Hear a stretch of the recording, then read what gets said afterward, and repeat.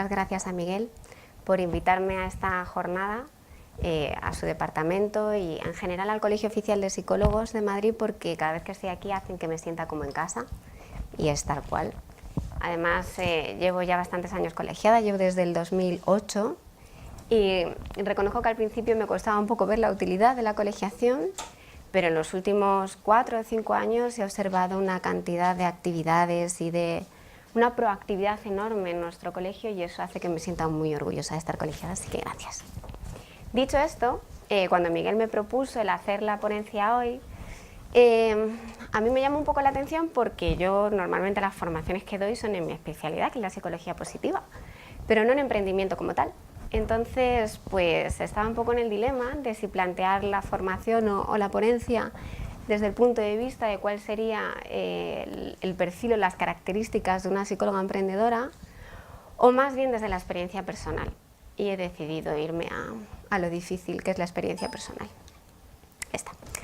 Y lo voy a hacer también desde lo que es mi especialidad, que son las fortalezas personales, ¿vale? Entonces, un poco lo que os quiero contar es qué ha sido de mi vida desde que me licencié hasta hoy, que han pasado ya 12 años casi, y cuáles han sido las fortalezas que yo he puesto en juego, donde a lo mejor muchas de ellas las tenéis en vuestros perfiles, otras no tanto, pero más que ver la coincidencia o diferencia es el saber y conocer que cuando uno trabaja desde sus fortalezas personales, normalmente los proyectos discurren de otra forma y disfrutas de otra manera de tu profesión, ¿no? Por lo menos esa ha sido mi experiencia. Y lo voy a ir haciendo un poco mostrándoos los hitos que he ido experimentando a lo largo de mi vida como emprendedora. Desde que me hice elegir mi carrera hasta cómo fue de duro el encontrar trabajo, hasta sentirme de verdad psicóloga, que pasaron años, y después identificarme como empresaria, que pasaron otros cuantos, ¿vale? Sí que me gustaría un poco enmarcar toda la información que os voy a decir en el sentido de que, aparte de ser directora de mi centro, donde somos 9 psicólogos ahora mismo, y la complejidad que eso tiene en cuanto a emprendimiento, el punto a lo mejor un poco diferencial que os puedo aportar en esa información es que además se nos ocurrió la fantástica idea de franquiciar centros de psicología. Y bueno, pues eso no fue sencillo, porque las franquicias, si por algo se caracterizan, es porque tienen que ser duplicables. Y duplicar una hamburguesa o una magdalena es muy fácil en restauración, pero duplicar psicología no es tan sencillo, porque trabajamos con personas, con su bienestar, y los procesos de psicoterapia o de desarrollo hay veces que es complejo el hacerlos de forma similar en todos los centros, ¿no? Entonces, cuando nos planteamos esto, además no fue por iniciativa propia, sino que fueron los propios alumnos que nosotros formábamos los que nos dijeron, por favor, dejadnos ser franquicia del IEPP, y ahora mismo pues estamos 7 centros en España y 2 fuera. Somos poquitos porque no llegamos a 30, o sea, somos una organización chiquitita, pero nos podemos identificar como una organización internacional. Y todo esto, el ir a Colombia, el ir a Italia, ser los 7 que somos ahora en España y 3 en Madrid, ha ocurrido en un intervalo cortito de tiempo, ha ocurrido en unos 6 años aproximadamente, sí. Brutal, ha dado tiempo a mucho, muy poco. ¿Cómo ha llegado todo esto a este puerto, ¿no? Que es un poco lo que os quiero transmitir. Pues lo primero, comenzando con la elección de la motivación profesional. Todos aquí creo que somos psicólogos, todos hemos elegido nuestra carrera con un para qué, y en mi caso esa elección estuvo muy marcada por querer ayudar a los demás a liberarles de un sufrimiento, que estuviesen a experimentarlo y hacerlo de forma eficaz y en poco tiempo. Toma ya. Todo esto porque yo en su día, cuando fui adolescente en mi familia, no recibí esa ayuda. Intentaron muchas personas ayudarnos y nadie lo conseguía. Entonces, esa frustración que en ese día experimenté, pues hizo que me centrase y me focalizase mucho en buscar formas de ayudar a los demás sin que fueran necesarias sesiones y años de intervención, y dándoles la seguridad de que lo que iban a recibir era de calidad, ¿no? Y he concebido la psicología siempre como un acompañamiento desde la cooperación, ¿vale? Desde esa ayuda al otro. Me imagino que muchos de vosotros aquí también, cada uno con sus mochilas, cada uno con sus para qué, ¿no? Pero veréis que luego esto lo conecto con el final. Y luego lo que tuvo que ver con buscar trabajo fue realmente complejo. Yo recuerdo que me esforcé mucho por terminar mi carrera a tiempo. Yo la hice cuando era licenciatura todavía, eran 5 años. Aparte, en tercero comencé 3 cursos de especialización, 50.000 millones de cosas, y cuando con mi pedazo de currículum terminé y entregué 120 currículums en un mes y nadie me contestó, pues fue un mazazo enorme, ¿no? Y ahí me encontré también en una Y, en la toma de decisión de buscar un trabajo más seguro, ya fuera a ser funcionaria, o bien buscar que me contratase un centro, o empezar a montármelo por mi cuenta. Y de verdad empezar ese camino de emprendimiento.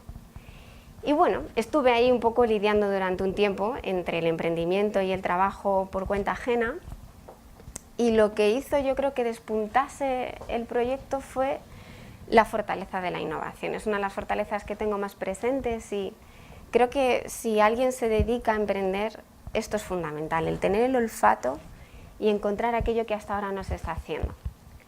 Y yo recuerdo el momento en el que en uno de los cursos que estaba recibiendo, que era el experto en psicoterapia por uno de mis mentores, que es José María Caballero, del cual he aprendido casi todo lo que sé en clínica, después de haber hecho mi máster en forense, el de psicoterapia, el de Rothschild, bueno, estaba de psicopatología por todos los poros de mi piel. Habló de la psicología positiva.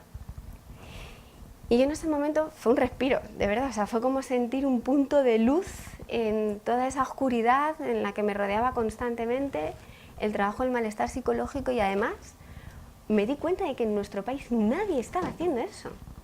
Y fue como, Dios mío, ¿cómo a nadie se le ha ocurrido? ¿No? Si esto lleva 10 años en Estados Unidos, ¿qué nos pasa a los españoles? Bueno, entonces aquí un poco fue ese ejercicio de querer probar cosas diferentes, ¿no?, que el emprendedor es necesario que tenga, y unido a la curiosidad de buscar, ya que en nuestro país casi no había de nada, estoy hablando hace 11 años, buscar en otros lugares información que fuera fiel. Entonces me tocó irme a Filadelfia, a Estados Unidos, a California, a Dinamarca, a Reino Unido, a Italia. Bueno, me fui recorriendo todo lo que yo consideré que era de calidad y me inundé de información, y tenía muchísimo. Me la apliqué a mí misma, se la apliqué a mis pacientes y dije, esto es la bomba, lo tengo que compartir con mis compañeros de profesión, porque nadie había hecho un curso de esta temática aquí.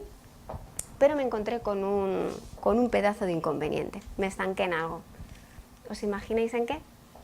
¿En qué nos solemos estancar muchos psicólogos? En que esperamos que vengan nuestros pacientes y nuestros alumnos a llamarnos a nuestra puerta. ¿Sí o no?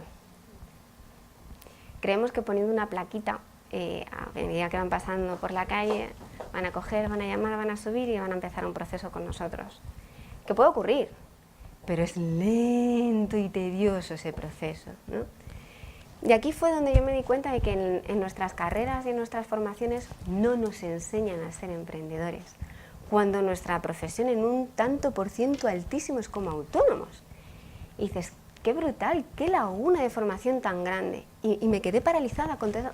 Tenía información riquísima, pero no tenía a quién transmitírsela. Entonces, aquí, en este estancamiento que yo percibí, no era capaz de sentirme psicóloga. O sea, seguía siendo estudiante, yo acumulaba información, ya está, pero no daba ese salto. Y aquí fue donde otros pues, habrán encontrado otros caminos, ¿vale? Pero en mi caso fue la complementariedad, es decir, el encontrar otras personas que tenían esa formación y esa experiencia que yo no tenía en el emprendimiento, que eran empresarios y que me dijeron paso a paso lo que tenía que hacer para poder tener personitas a las que poder transmitir ese conocimiento. Y el enseñarme a venderme. El de verdad, aunque seamos psicólogos que buscamos la ayuda hacia los demás, ¿cómo vamos a ayudarles si no sabemos valorar y vender lo que hacemos? Es fundamental en el emprendedor. Y esto requiere de un conocimiento y de una práctica. Yo en ese momento utilicé a este mentor para que me ayudase a dar ese paso, y porque además ahora se ha observado que los líderes de proyectos grandes necesitan de diferentes perfiles de fortalezas para poder llegar a buen puerto. Porque normalmente un líder no tiene todas las cualidades necesarias para que todas las funciones de una empresa estén cubiertas, ¿no? Yo tuve la gran suerte de cruzarme con él, y entonces ya todo empezó a discurrir con más fluidez, y sin quererlo pues tenía mi primer grupo de 8 alumnos en el año 2007-2008, ya no me acuerdo muy bien. Y ahí me empecé a dar cuenta de lo que era esto de empezar a emprender, ¿no? Y de lo difícil que era, y de la perseverancia que hacía falta, de la ilusión, de las ganas, de la motivación y de la paciencia, ¿no? Y luego me quedaba el creerme que era psicóloga, que todavía no me lo creía. Yo aquí, para dar este paso, tuve que superar muchas creencias que tenía, porque tuve la suerte de que me contrataron en una ONG con un contrato indefinido, pero yo seguía con mi proyecto paralelo de emprendimiento. Y el paso a dejar esa seguridad y moverme a la incertidumbre fue de los más difíciles que he dado en mi carrera profesional, porque es muy complejo afrontar el no saber lo que vas a cobrar cada mes, el tener unos gastos que te persiguen con cero ingresos. Eso es muy, muy, muy duro de afrontar para los que tenemos la seguridad como uno de nuestros valores principales. Pero no me alegraré más de ese paso, porque gracias a él pude tener tiempo para afrontar todo lo que me vendría después si no hubiera sido inviable, ¿no? Así que creo que la valentía es otra de las fortalezas que necesita el emprendedor. Yo no la tenía dentro de mi perfil MP, pero bueno, me impregné de personas que me chuflaban un poco de valentía en todo esto, ¿no? Y ahí empecé a creerme psicóloga, empecé a sentirlo, empecé a dedicarme en exclusiva a esto, a que mi sueldo solo viniese de ahí. Y una de las cosas que me di cuenta también es que era necesario saborear los logros, porque cuando eres emprendedor tienes un poco de hambre de crecimiento.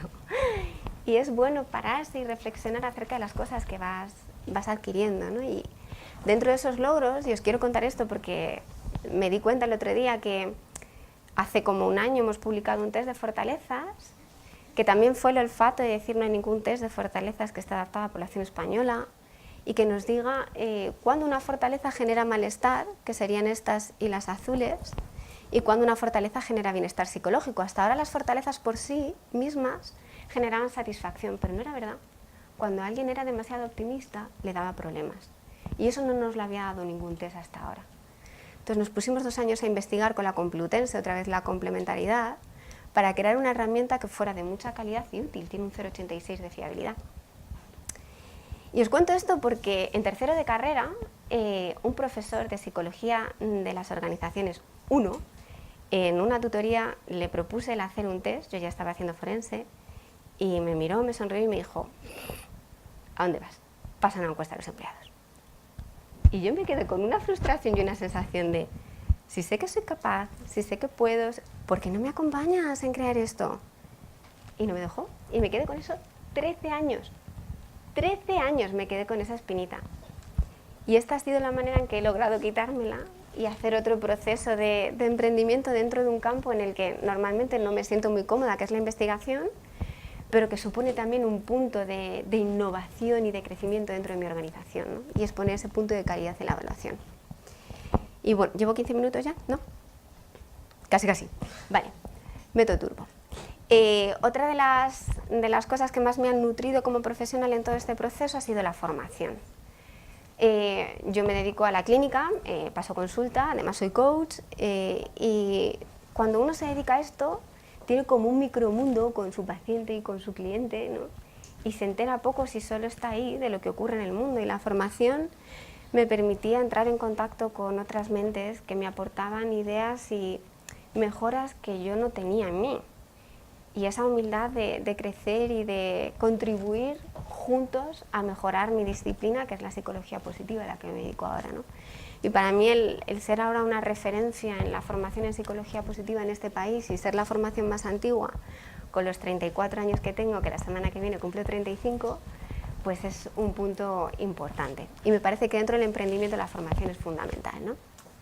Y luego, conectando con el para qué anterior, la calidad, siendo breves en la intervención en psicología, creo que ha sido uno de los elementos que ha hecho que el IEPP sea distinto a todos los demás, y es que la media de nuestras intervenciones está entre las 12 y las 18 sesiones, en casos de psicoterapia grave. Y Jaime, por ejemplo, que ha sido paciente hace poquito y he copiado su comentario que dejó en Google, fueron 7 sesiones. Y era un caso grave. Entonces, por fin he conectado con ese para qué de que la psicología se puede realizar con muchísima eficacia y en un corto espacio de tiempo. Se puede. Si sabemos bien y dónde hay que tocar y creamos protocolos y estrategias de supervisión y de optimización de nuestros recursos como psicólogos, ¿no? Bueno, como ya son 2 minutos, como empresaria, que fue el siguiente paso que me tocó acoger, las 2 fortalezas que puse en marcha fueron el legado, que es querer dejar una huella en este mundo, es decir, no buscar solo el que yo cumpla mi sueño y vivir de lo que hago, sino conseguir que otros 20 psicólogos también lo hagan. Y luego la organización. Ser empresaria requiere de muchísima organización, de muchísima planificación estratégica y de mucha perseverancia, ¿no? Y os querría contar mucho más, pero me voy directamente a mis aprendizajes. Ahora sí que me considero empresaria y en esta etapa de mi vida, donde creo que no me ha ido mal y que para la edad que tengo pues he crecido bastante, si algo me quedo de toda esta experiencia, aparte del agradecimiento por supuesto, es el ser auténtica, o sea, el ser sincera conmigo misma y con los demás, en lo que me gusta y en lo que no me gusta hacer, en lo que se me da bien y en lo que no se me da bien hacer. Y esto supuso el comunicarle a mi equipo, que son 8 centros, el que iba a dejar de acompañarles de la manera que antes lo hacía para dedicarme a mis sesiones y a mis formaciones. Tuvo un impacto muy fuerte en mi organización, pero si no hacía eso me salía de mi esencia, me salía de ser feliz y disfrutar con lo que hacía. Así que tuve que parar el crecimiento. A mí me propusieron abrir 35 delegaciones en 5 años y se podía. Y dije que no. Y creo que esta es otra de las fortalezas del emprendedor, el saber hacer las cosas con cabeza y con valores. Y el límite que nos pusimos fueron 2 o 3 delegaciones al año, a pesar de poder hacer mucho más.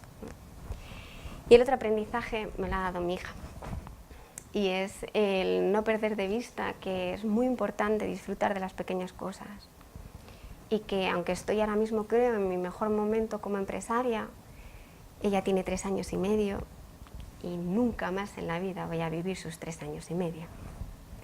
Así que ahí está mi compromiso de acompañarla, de disfrutarla, de crecer con ella, porque yo podré trabajar toda la vida. Pero cuando tenga 60 años, ella ya no tendrá 3 años y medio. Así que el gran reto como mujeres emprendedoras, por lo menos para mí, está en esta conciliación, en que cada una encuentre ese equilibrio entre ese crecimiento y ese logro profesional y también ese amor y dedicación a los que queremos. Pues nada más, espero que les haya resultado útil. Muchas gracias.